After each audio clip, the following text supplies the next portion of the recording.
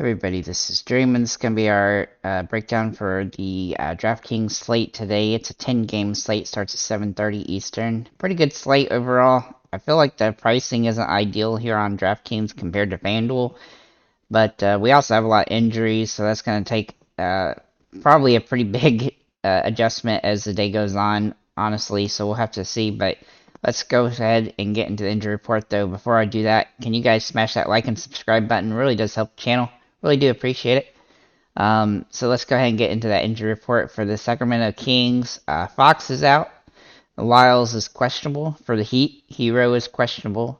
For the Hawks, Akanuglu is questionable. For the Knicks, Reddish is questionable. For the Hornets, Rozier is doubtful.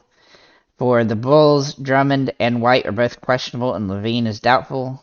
For the Clippers, Kawhi Leonard is out. Covington is out. For the Rockets, Fernando is out. Tate is out. For the Pistons, Duren is out. For the Bucks, Drew Holiday is probable. For the Raptors, Van Vliet is questionable and Otto Porter is probable. For the Spurs, Keldon Johnson is questionable. Sukrin is probable. Vassell and Wesley are both out. For the Mavs, Wood is questionable. For the Grizzlies, Bane and Adams are both questionable. For the Trailblazers, Lillard is out and Hart is questionable. For the Pelicans, Ingram is out and Jones is probable. And for the Lakers, LeBron is probable and Anthony Davis is questionable. Unfortunately, a lot of the bigger injury situations are late in the slate, so it's not likely that we're going to get the information before lock, unfortunately. But we'll have to see. Maybe we'll get some of it. As for DraftKings, I feel like the slate is really guard heavy when it comes to quality. And there's a lot less in the forward and center positions. But with that said, let's get into the players and see what we do like today. So we're gonna start with Davion Mitchell for Sacramento. He is an auto lock at $4,200. In the last game when Fox got hurt, he ended up getting 34 fantasy points. Now I do expect him to get around 20 to 25 fantasy points in this game. But he's definitely a good lock with Fox out today. He's going to get a lot of minutes, and he should get plenty of fantasy points as a result. He's a really good play on this particular slate. Scotty Barnes looks pretty solid today for Toronto, even if Van Vliet ends up playing. But if he doesn't play, obviously Scotty Barnes would become a lock at his price point. Is still pretty good for his potential in this particular game. Trae Young looks pretty solid today for Atlanta against the Knicks. Now, in the last game against Toronto, he didn't do very hot. He just had a bad shooting night.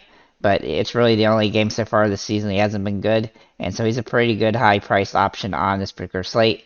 Jalen Brunson looks pretty solid today for the Knicks for Atlanta. He's one of the only guys that's really got his minutes consistent for the Knicks other than Randall. And I do like his production so far this season.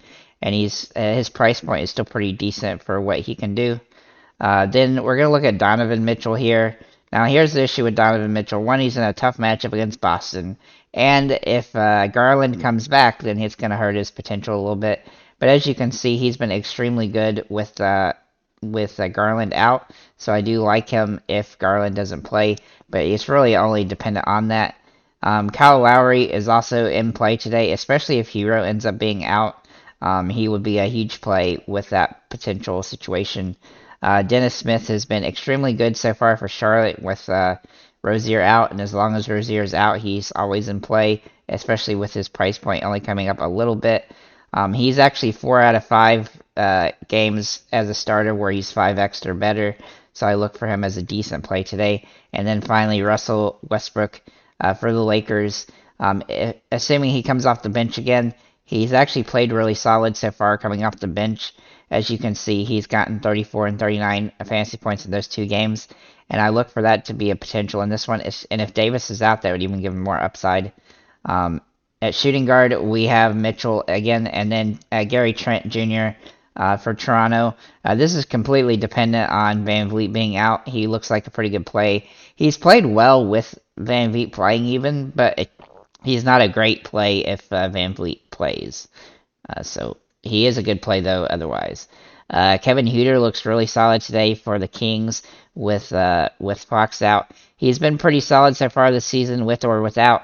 But without, he's going to get even more shot opportunities, and I look for him to play a few extra minutes as a result as well.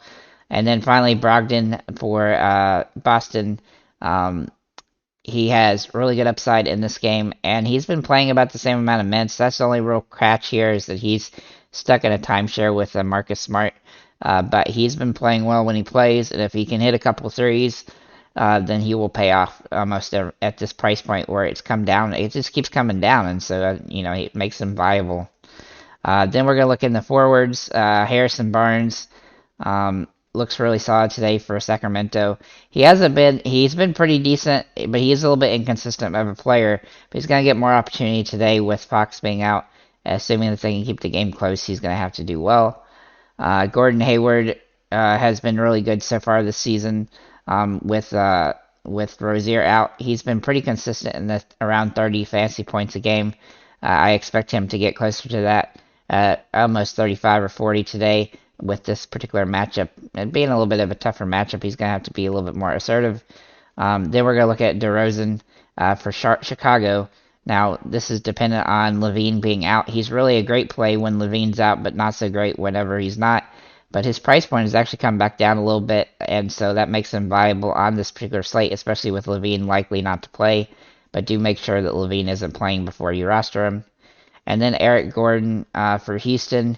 He's in a good spot here. He's only played a handful of games so far this season. He's been sitting out some games, but his price point is too cheap for the production he does do when he does play, because he does play 30 minutes. And so I look for him to play and do well in this particular matchup. And power forward, we have PJ Washington here, who's been not consistent so far this season, but he's been boomer bust. But the last two games he's been dominating, and this is another game where he's got an opportunity to do that. His price point has also come down some, so that gives him more upside as well. Then we're going to look at Julius Randle for the Knicks. He's been playing really good so far this season, pretty consistent.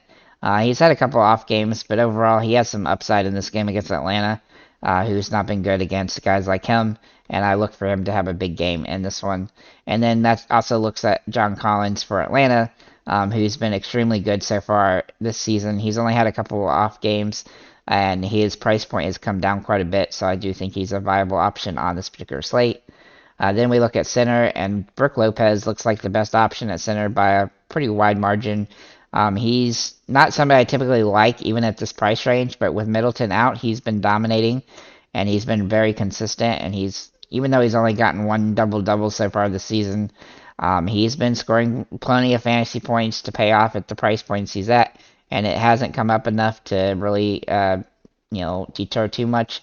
It's a little strange because I don't usually like rostering him, but he seems like he's too good to not roster at this point, the way he's playing. Mason Plumlee also looks pretty good today for Charlotte. Now, he's been a little bit inconsistent, but part of that is because Nick Richards is chomping at the bit behind him.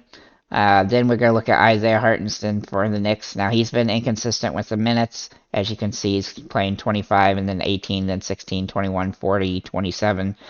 But he is getting close to 20 fantasy points every game, and he's averaging 24. And when he does play more minutes, he's just beast in this price point today. His price has come down for some reason, and so I do like him in this matchup. Then Alperen Sengun, if he does start, he's a good play. He's been pretty steady as a starter so far this season, playing about 30 minutes for the games he starts, and he's getting about a point per minute, and his price point is pretty good for that potential. And then Pascal Siakam, finally. He has been absolutely dominant so far this season. He really hasn't even had a bad game, and his price point has come up some, but he's still pretty fair. But do make sure that they do keep a couple of dudes on the injured list today. If everybody comes back, that would potentially hurt his minutes a little bit. But overall, he's still a great play on this particular slate. With that said, thank you guys for liking, commenting, subscribing. If there's any comments or questions you have about this slate or any players you feel like I left out, feel free to leave them below. With that said, have a nice day, guys.